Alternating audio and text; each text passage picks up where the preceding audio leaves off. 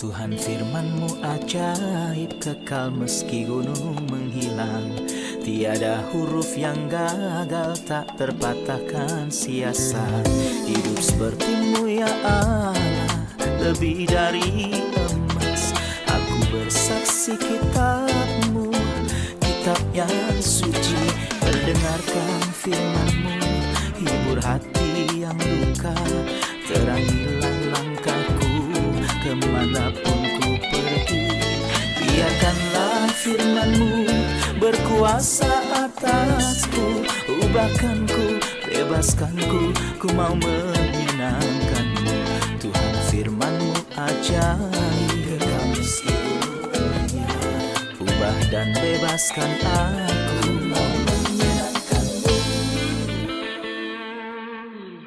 Salam jumpa para pemirsa terkasih, saya menyambut Anda sekalian dimanapun Anda berada dalam episode yang terbaru program studi harian kita Semua Kitab Suci.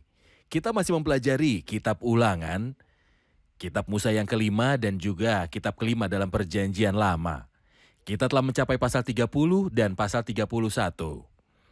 Di episode sebelumnya kita berbicara tentang hasil dari ketidaktaatan dan juga hasil dari ketaatan. Juga bagaimana ketidaktaatan ditanamkan dalam hati manusia karena ia dilahirkan dengan dosa. Tetapi aku telah mengetahui bahwa engkau berbuat hianat sekeji-kejinya dan bahwa orang menyebutkan engkau pemberontak sejak dari kandungan, tetapi Kristus datang untuk menanggung kutuk di kayu salib. Sekarang kita mendapat berkat setelah ia menanggung kutukan di salib. Tuhan menyiapkan berkat untuk kita dan menghubungkannya dengan pribadi Kristus. Untuk memulai episode kali ini, izinkan saya untuk menyambut tamu kehormatan yang telah hadir di studio, Dr. Esam Ezat. Selamat datang Dr. Esam. Selamat datang Saudara Ayat, Sebuah Tuhan kehormatan. berkati Anda. Juga para hadirin di studio, selamat datang. Dr. Esam, apa tema pasal 30 dan 31? Tema utama pasal 30 adalah apa yang disebutkan dalam ayat terakhir pasal ini, 29. Hal-hal yang tersembunyi ialah bagi Tuhan Allah kita, tapi hal yang dinyatakan ialah bagi kita. Yang artinya dalam hati Tuhan, prinsip umumnya demikian. Ada berkat untuk ketaatan dan konsekuensi untuk ketidaktaatan. Ini adalah ini dan itu adalah itu. Maka menurutnya kita harus ada di neraka. Sebenarnya tidak di tempat lain, karena kita adalah orang-orang durhaka. Di mana kita bisa pergi? Di sini dia mengatakan, di dalam hati Tuhan ada kasih karunia dan dia Tujuan. punya tepat dan ada solusi. Setelah itu, dia memberikan pilihan antara hidup dan kematian. Dia berkata, pilih hidup dan hiduplah. Pasal 31 bicara tentang Yosua ketika dia menggantikan Musa. Dia berbicara lebih dari sekali tentang pentingnya Taurat, baik dalam bacanya atau di mana untuk menempatkannya. Tapi ada hal lain yang Tuhan nyatakan, yaitu pemberontakan rakyat yang terus berlanjut. Manusia akan tetap sama sampai akhir. Apa yang akan terjadi pada bangsa ini setelah kematian Musa? Tuhan beritahu Musa bahwa orang-orang ini akan terus memberontak lagi setelah engkau menghilang dari tempat kejadian. Terima kasih. Izinkan saya membaca beberapa ayat dan kembali untuk bertanya. Dalam pasal 30 ayat 1. Maka apabila segala hal ini berlaku atasmu, yakni berkat dan kutuk yang telah kuperhadapkan kepadamu itu, dan engkau menjadi sadar dalam hatimu di tengah-tengah segala bangsa kemana Tuhan Allahmu menghalau engkau, dan apabila engkau berbalik kepada Tuhan Allahmu dan mendengarkan suaranya, sesuai dengan segala yang kuperintahkan kepadamu pada hari ini, baik engkau maupun anak-anakmu dengan segenap hatimu dan dengan segenap jiwamu, maka Tuhan Allahmu akan memulihkan keadaanmu dan akan menyayangi engkau. Ia akan mengumpulkan engkau kembali dari segala bangsa, kemana Tuhan Allahmu telah menyerahkan engkau, sekalipun orang-orang yang terhalau daripadamu ada di ujung langit.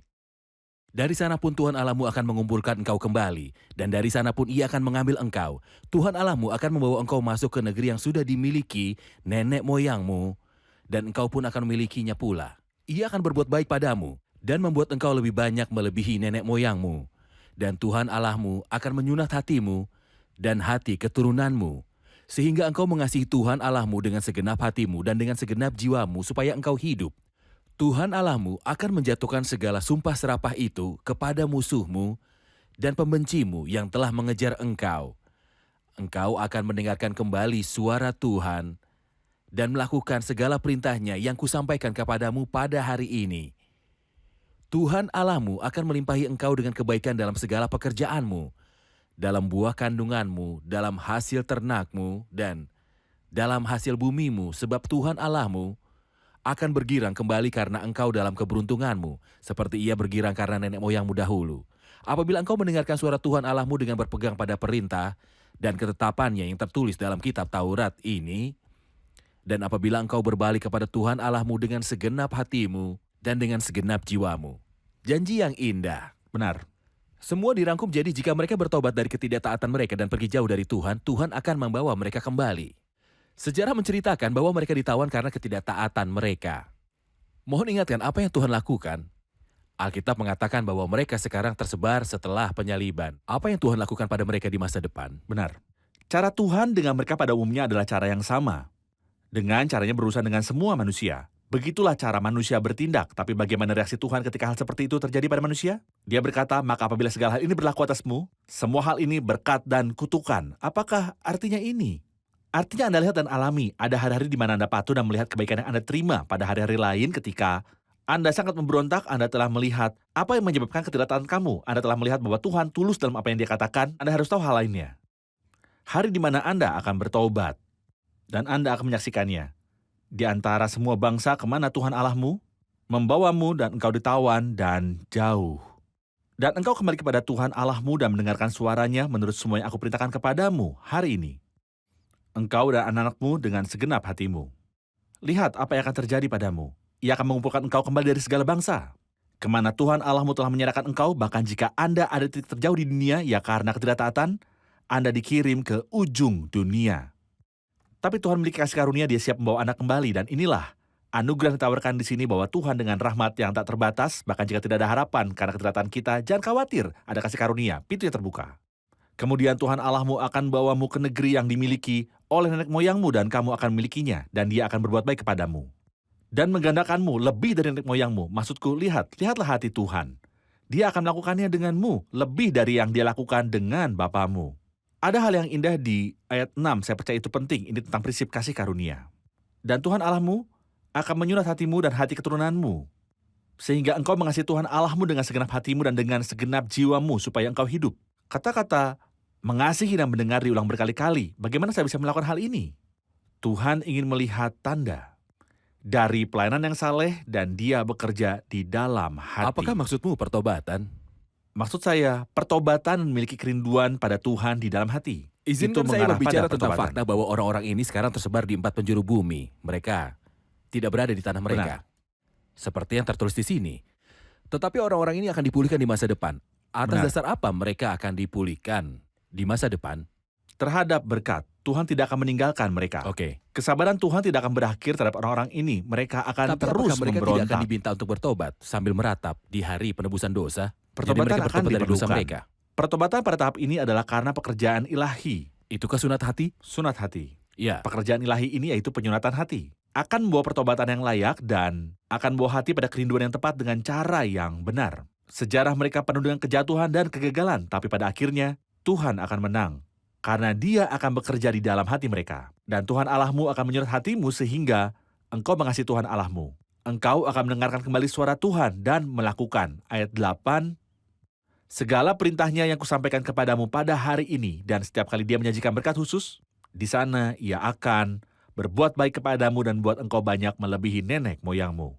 Dan di sini tertulis, Tuhan Allahmu akan melimpahi engkau dengan kebaikan dalam segala pekerjaanmu dalam buah kandunganmu. Sampai akhir, tapi Dia menegaskan bahwa jika Anda mendengar, apabila engkau mendengarkan suara Tuhan Allahmu dengan berpegang pada perintah dan ketetapannya, yang tertulis dalam kitab Taurat ini. Terima kasih Dr. Esam, kita rehat sejenak dan kembali untuk menjawab pertanyaan hadirin.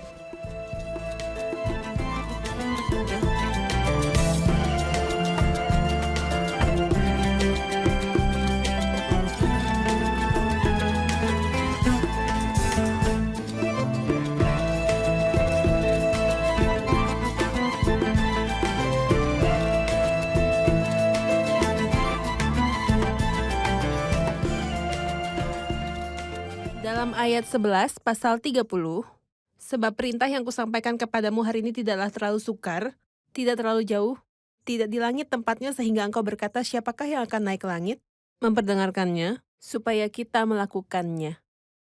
Di Roma 10 ada kata-kata yang mirip. Dengan kata-kata ini, bisakah Anda menautkan kedua kutipan itu? Silakan dokter. Ayat dalam Roma 10 mengatakan siapakah akan naik ke surga, yaitu untuk membawa Yesus turun. Atau siapakah akan turun ke jurang maut, yaitu untuk membawa Kristus naik. Dan antara orang mati, Rasul Paulus mengomentari kutipan ini dari sana, firman itu dekat kepadamu, yakni dalam mulutmu. Prinsipnya di sini sama dengan perbedaan dalam aplikasinya. Sesuai perjanjian yang mana? Dalam satu prinsip yaitu, apa Tuhan jauh? Siapa yang bisa membuatku mencapainya? Siapa yang bisa membuat saya dekat dengannya? Siapa yang bisa membuatku mencapainya? Tuhan.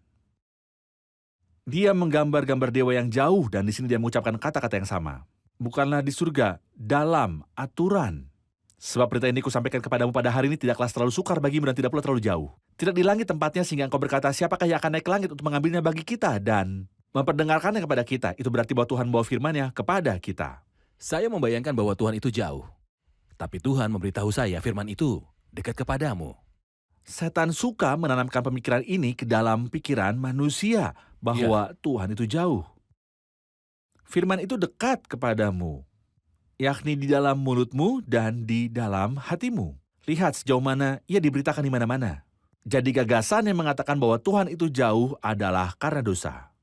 Dosa membuat manusia merasakan yang begitu jauh antara dirinya dengan Tuhan. Baik. Tapi ini bukan kebenaran. Izinkan saya, Dr. Esa, menghubungkan ini dengan kata firman yang menjelma dan firman yang tertulis. Benar. Ada yang menganggap bahwa Tuhan itu jauh dari manusia. Tetapi inkarnasi firman memberitahu kita bahwa Tuhan datang di tengah-tengah kita. Mereka akan menyebut namanya Immanuel yang diterjemahkan Tuhan beserta kita. Tuhan datang di tengah-tengah kita dan di luar Alkitab tidak ada yang mengajarkan ajaran ini bahwa Tuhan telah mencapai kita, Dia menjadi dekat dengan kita. Firman menjadi daging dan diam di antara kita. Tetapi bahkan berita Injil dekat dengan kita, firman dekat denganmu.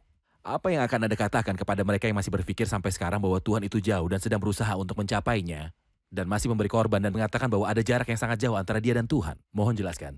Salah satu hal yang membuat manusia tidak bisa menerima Tuhan sebagaimana dirinya dan menerima Tuhan yang berinkarnasi adalah perasaan bahwa Tuhan begitu jauh, jarak yang begitu jauh di antara kita. Hal kedua adalah Tuhan menuntut. Dia adalah Tuhan yang jauh dan menuntut. Saya percaya ini adalah ide setan yang dia coba tanamkan ke dalam pikiran. Menjaga jarak antara Tuhan dan manusia itu sangatlah berbahaya. Oke. Faktanya Tuhan berkata kepada kita bahwa Dia datang kepada kita. Anak Allah telah datang. Tuhan dimanifestasikan dalam daging. Tuhan datang. Izinkan saya mengatakannya dengan cara lain. Ketika kita bayangkan Tuhan sebagai pribadi yang sangat jauh, coba bayangkan bahwa Tuhan tersedia bagi indera manusia. Dia terlihat oleh mata, disentuh oleh tangan, didengar oleh telinga, dan untuk duduk bersama. Inilah yang Kristus lakukan ketika Tuhan berinkarnasi dalam Kristus. Dia tidak mengatakan Tuhan memberitahumu. Dia berkata, saya Tuhan. Dia yang telah melihat aku. Dia yang telah melihat aku telah melihat Bapa. Dia ada di jangkauan tangan Anda. Anda dapat melihatnya, lihatlah. Dan ini jelas selama hidupnya di bumi baik dalam otoritasnya. Dalam kebaikan dan cintanya bahwa Dia adalah Tuhan yang dekat dengan manusia. Dan firman menjadi daging dan diam di antara kita. Dan kita melihat kemuliaannya dan telah melihat keagungannya.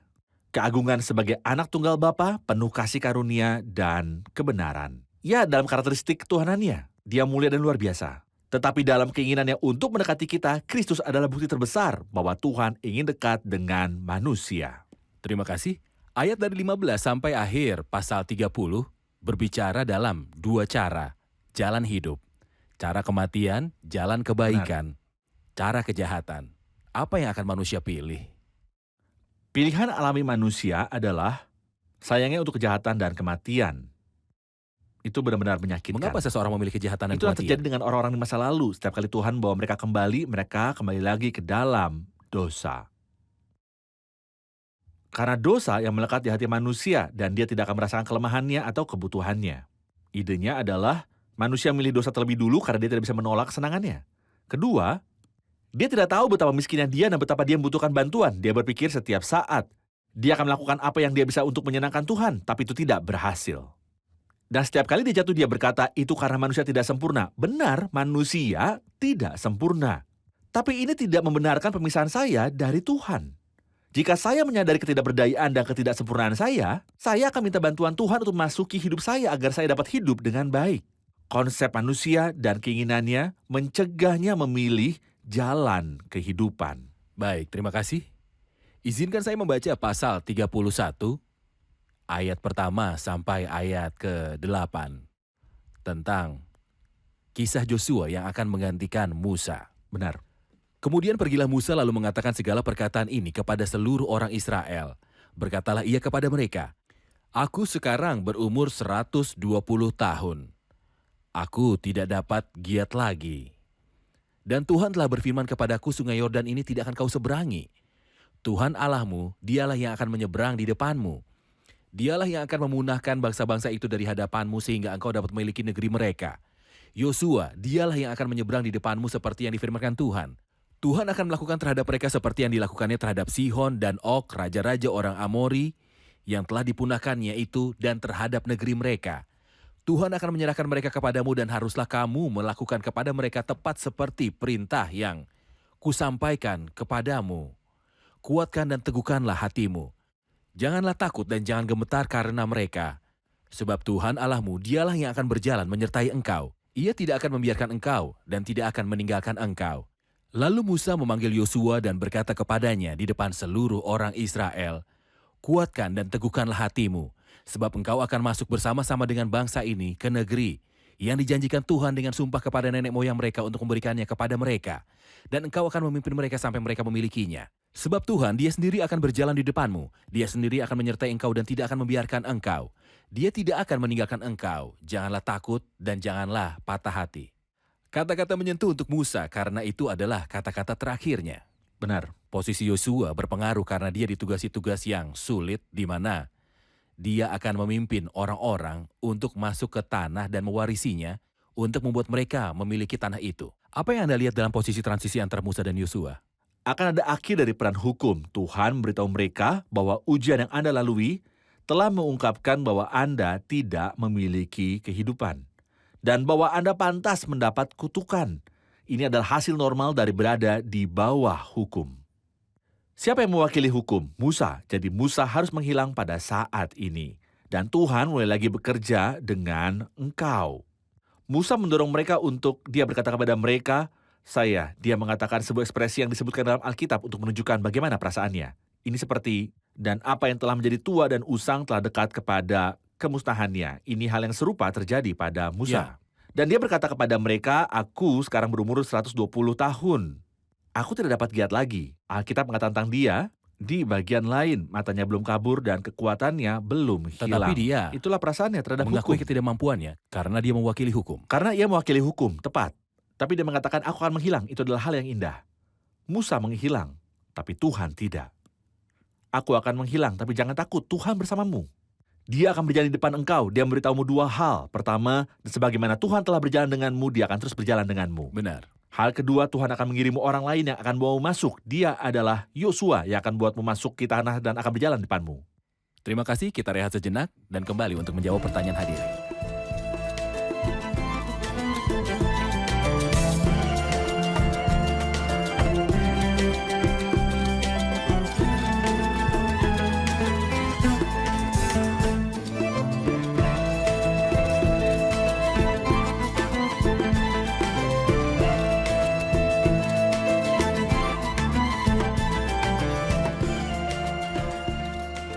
Apakah perlu membaca Alkitab di depan semua orang, pria, wanita, anak-anak, dan orang asing? Silakan. Tuhan senang jika hukum terus terukir di hati umatnya. Jadi kita melihat hal pertama yang mereka lakukan ketika memasuki tanah di Gunung Ebal. Mereka membawa batu-batu besar dan mahat hukum agar dapat dilihat semua orang tanpa kecuali. Dan di sini dia memberitahu mereka tidak hanya melihatnya, karena mungkin tidak semua orang akan melintasi tempat itu. Itu harus dibaca dan didengar semua orang, tua, muda, wanita, pria, orang asing. Kalian semua tanpa terkecuali. Itu harus dibaca semua orang. Dan setiap kali Tuhan menentukan kapan dan di mana mereka harus melakukannya. Karena ketika hal-hal dibiarkan tanpa klarifikasi, mereka diabaikan. Dan juga Dia memberitahu mengapa mereka melakukan itu. Untuk itu, anak-anakmu yang belum mengetahuinya, mendengar dan belajar takut akan Tuhan Allahmu selama kamu hidup di negeri ini untuk generasi baru yang sedang tumbuh. Beberapa dari generasi ini tidak mendengar atau tidak mengetahuinya. Mereka harus mendengar hukum dengan telinga. Dan ini harus memiliki otoritas dan pengaruhnya pada anak ini ketika mereka mendengar dalam perayaan, sehingga mereka menghormati Tuhan dan menghormati hukum. Baik, terima kasih. Dengan ayat-ayat yang berikutnya dari ayat 14 ke 18, kita akan menutup episode hari ini, kemudian kita akan mempelajari ayat-ayat lainnya, dan pasal 32 di episode yang berikutnya. Dalam ayat 14 sampai 18, ada nubuatan orang-orang memberitahu apakah mereka akan berdiri teguh dalam perintah-perintah Tuhan atau akankah mereka memberontak. Saya akan baca beberapa ayat. Silakan. Kemudian berfirmanlah Tuhan kepada Musa, sesungguhnya sudah dekat waktunya bahwa engkau akan mati. Maka panggillah Yosua dan berdirilah bersama-sama dengan dia di dalam kemah pertemuan, supaya aku memberi perintah kepadanya. Lalu pergilah Musa dan Yosua berdiri dalam kemah pertemuan, dan Tuhan menampakkan diri di kemah itu dalam tiang awan, dan tiang awan itu berdiri pada pintu kemah. Tuhan berfirman kepada Musa, ketahuilah engkau akan mendapat perhentian bersama-sama dengan nenek moyangmu, dan bangsa ini akan bangkit dan berzinah dengan mengikuti Allah asing yang ada di negeri kemana mereka akan masuk. Mereka akan meninggalkan aku dan mengingkari perjanjianku yang kuikat dengan mereka. Pada waktu itu murkaku akan bernyala-nyala terhadap mereka. Aku akan meninggalkan mereka dan menyembunyikan wajahku terhadap mereka, sehingga mereka termakan habis dan banyak kali ditimpa malapetaka serta kesusahan. Maka pada waktu itu mereka akan berkata, bukankah malapetaka itu menimpa kita oleh sebab Allah kita tidak ada di tengah-tengah kita? Tetapi aku akan menyembunyikan wajahku sama sekali pada waktu itu karena segala kejahatan yang telah dilakukan mereka, yakni mereka telah berpaling kepada Allah lain.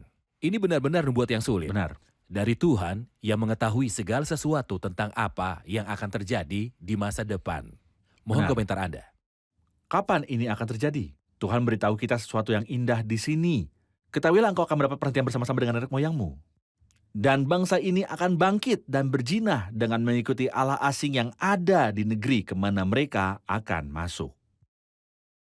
Izinkan saya berkomentar di sini. Memiliki seorang hamba Tuhan yang saleh di antara suatu kaum adalah pelindung umat ini dari kejahatan. Seolah dia berkata setelah kamu mati, akan ada pembatas atau pelindung yang akan diangkat. Setelah itu orang-orang ini akan berperan layaknya pelacur. Setelah kamu mati, seolah-olah kehadiran Musa adalah menjaga mereka dan berbuat dosa dalam skala besar.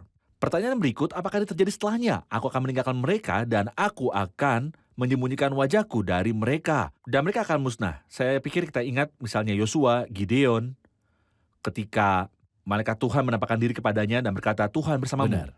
Jika Tuhan menyertai kami, mengapa semuanya ini menimpa kami? Ya, Ini ada di kitab Hakim-Hakim.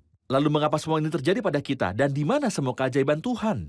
Tidak, Tuhan meninggalkan kita. Jelas bahwa Tuhan meninggalkan kita. Tuhan berkata, dan aku akan menyembunyikan wajahku dari mereka.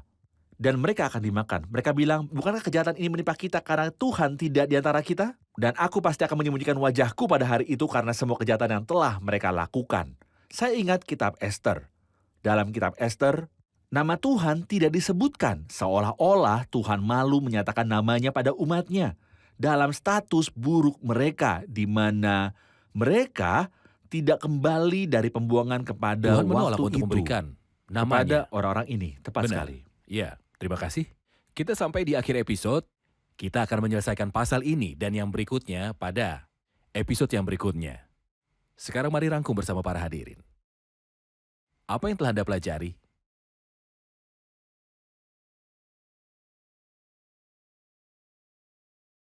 Setan selalu menipu kita mengatakan bahwa Tuhan selalu jauh dari kita. Kita belajar hari ini bahwa firman itu sangat dekat denganmu, di mulutmu dan di hatimu. Firman itu menjadi daging dan diam di antara kita.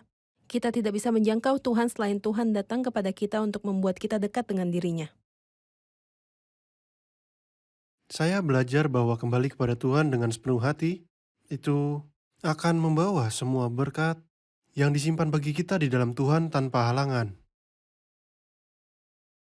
Apa yang saya pelajari di sini adalah bahwa Alkitab harus dibacakan ke telinga semua orang. Agar generasi baru mengenal Tuhan, kita harus membaca hari ini Alkitab untuk orang-orang muda agar mereka mengenal Tuhan.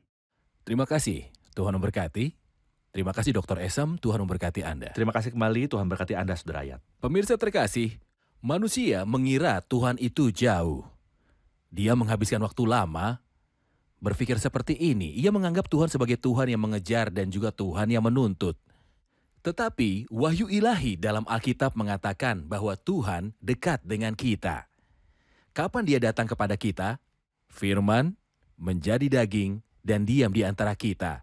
Dan kami melihat kemuliaannya, kemuliaan sebagai anak tunggal Bapa, penuh kasih karunia dan kebenaran.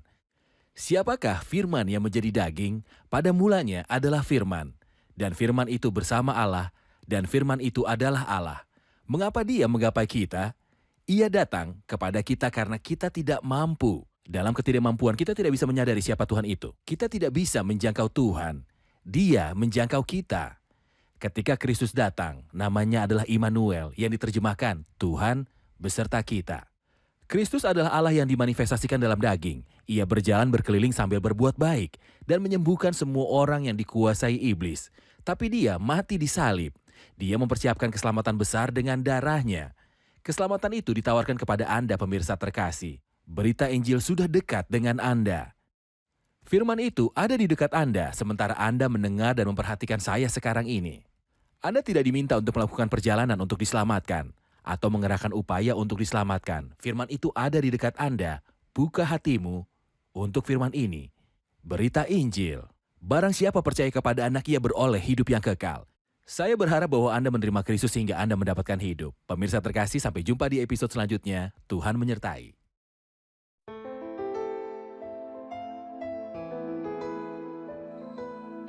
Tuhan firman-Mu ajaib, kekal meski gunung menghilang.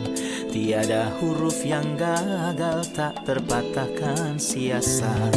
Hidup seperti-Mu ya Allah, lebih dari emas.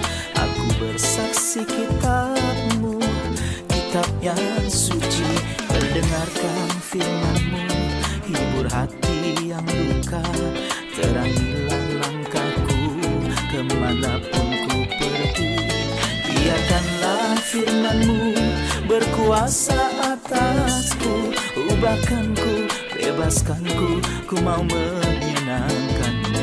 Tuhan firman-Mu ajaib, kekal meski gunung.